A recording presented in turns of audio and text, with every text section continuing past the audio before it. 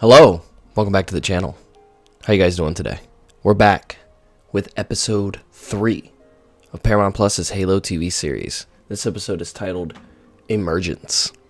And by the title, I was hoping we were about to get some crazy action scenes. Unfortunately, we got one, but we did not get many. So what I want to try and do from here on out, and sorry for the way my voice sounds, literally like 2 days ago, I just woke up and I believe it's allergies because the weather is constantly changing in the state that I live.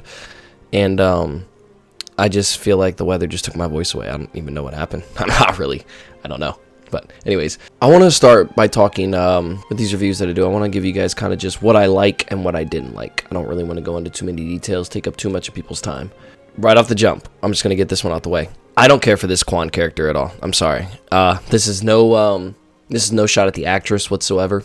I kind of put her in the same box that I put Kelly Marie Tran's character from Last Jedi, Rose from Star Wars. I'm just not a fan. I just don't like the writing. I don't like the direction. I don't like the purpose of this. This character is just, it's almost pointless, and it's impeding the progress, I feel like, of the main characters of the story, even though she is technically, I would assume, one of the leads. Very, very short-sighted. Anytime she comes on screen, it's like I start looking at my phone. Like, I don't even really pay attention to the dialogue too much, to be honest. It's just because it's just not interesting to me. So she has a couple scenes with Soren, and they go back and forth about her going back to Madrigal, and eventually he inclines to take her because she promises him payment from generals that used to work for her father, saying that they had money or whatever. So, which I don't really believe, because these insurrectionists, the whole purpose of them fighting the UNSC is because they're poor farmers that are being overtaxed, and obviously political things or whatever. But also that general guy, I can't remember what his name is right now, but the general guy that's taking over Madrigal as the UNSC's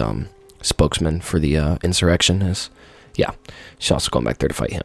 Another thing I really didn't like. I'm still not exactly 100% a fan of the Human Covenant Liaison Girl. Her introduction scene to why she joined the Covenant is I liked, and it was enjoyable, even though I didn't. There were things about it I liked. I liked the fact that they gave a background story, gave some information on as to why she joined the Covenant, and the Covenant didn't just randomly pick her up. Even though technically, I guess they randomly did pick her up, but like she wasn't just strolling along and whoop, here we go. No, she was a child slave in a what looks like a recycling planet or a trash planet of some sort, and the children and civilians are being forced to take care of all the garbage on the planet, and it looks like the UNSC are the ones that are pretty much bullying and boss them around, which I don't like them painting the UNSC in such a bad picture, because the UNSC is not that bad, or at least I believe it's way too early in the story to be making the UNSC the bad guys. It's almost like you want the Covenant to win, pretty much.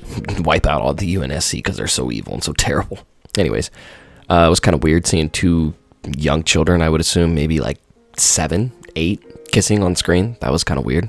There was some like little weird master manipulation by the boy.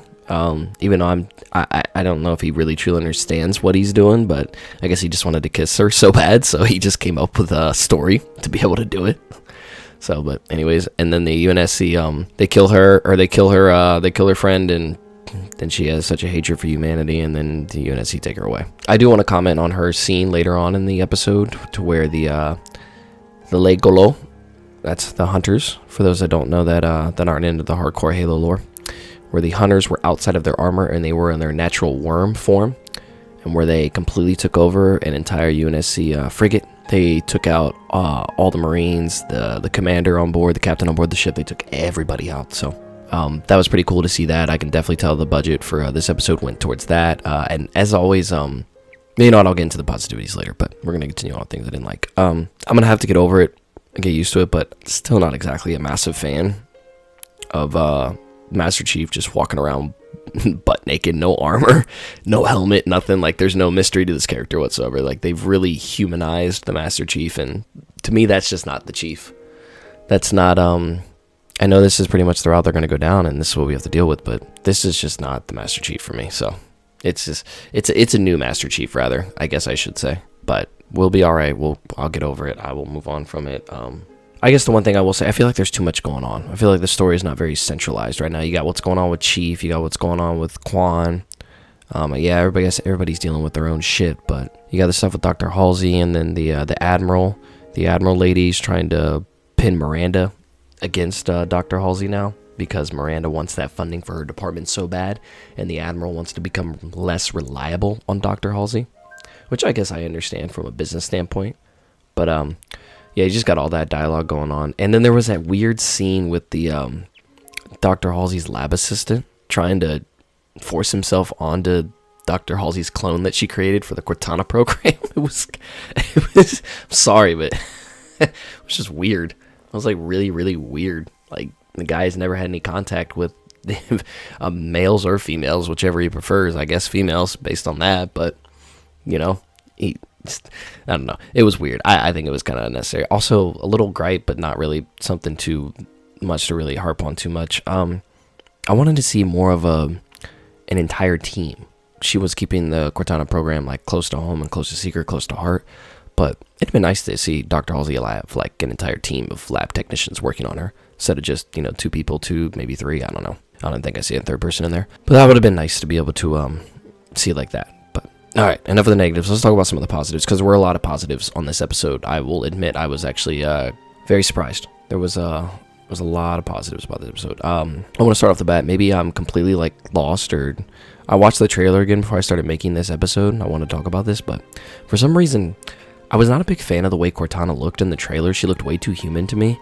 But in the show, it's like they made her a little bit more blue, or a little bit more like kind of AI robotic looking, like digitalized, things of that nature. I don't know, maybe, like I said, maybe I'm completely faded. Maybe I'm tripping. I don't understand, and I don't know what I'm talking about. But she just looked she looked better in this episode. Like, I was really pleasantly surprised. Like, she really looked better. That was a big thing for me. The dynamic between Cortana and Chief, very different from, I believe, how it went down in the books. I can't remember out of the top of my head. I believe their relationship was a little bit more smooth sailing, as it always has been all the way through and through. He was a little reluctant at first, but, you know, he comes around, and I like their dynamic when he takes his emotional blocker chip out of his spine, and he goes around, he sees the ships, he hears the music, sees the dog, bringing himself flashbacks to his dog that he had with the memories that the artifact is triggering. It was nice. That was a nice little dynamic between the two of them. Also nice to always see a Silver Team and the way and how they react and how they interact with the Master Chief.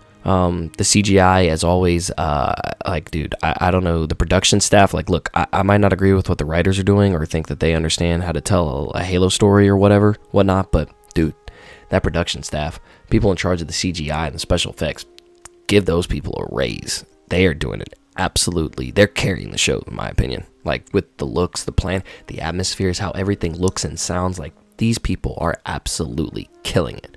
This is a real modernized sci-fi show, and it looks fantastic. I cannot give enough praise to that. We get what looks like maybe a little teaser towards the Flood, I believe, in one of Chief's visions. Or so obviously the Flood are going to be coming soon, which means we're going to be coming up on Halo here soon. I don't know if it's going to be episode 4 or if it's going to be episode 5, because there's only 9 in the season, so they got to get to Halo soon and encounter the Flood here real soon. So, and the character dynamics, you know what, it's just, I got to give a big shout out to the cast of the show. As horrible as this, I believe this writing is, these actors and actresses are doing the very best that they can, and I can see that. Pablo's doing a great job playing this version of the Master Chief and what they are asking of him. He's got a little bit of elements of the Halo core canon, maybe, or the Halo, or actual canon Halo Master Chief. He's got a little bit of elements of that Master Chief to him. But overall, you know, it's a completely different Master Chief. But this guy, Pablo's doing a great job. I have no problem watching him act on the screen whatsoever. It's just the writing and the dialogue is just killing me sometimes. Overall, I think with the positivities that I have for this episode, I'm going to give this one a 6.5 out of 10. It's just because the CGI keeps getting better. Like, it just, the production staff is doing a great job, like I said. The way this Halo looks and feels, like it's, or I shouldn't even say feels, but the sound and how it looks, like, what you're hearing, like, it's Halo, and it feels great. And I'm glad at least that they got something right. Good episode. Hopefully we get more action next episode. A little bit better dialogue. We'll see what happens. Hopefully the story starts ramping up and kicking into gear, because they're running out of time. 5 episodes left, so, or I'm sorry, 6 episodes left. So, all right, guys, appreciate you tuning in. Leave a like. And as always, comment below. Let me know what you think. Are you absolutely loving the TV show, or are you hating it? Let's talk about it in the comments. I reply to every comment that is listed. It might take me a little bit, but that's what I do. So, all right. I'll see you guys in the next video.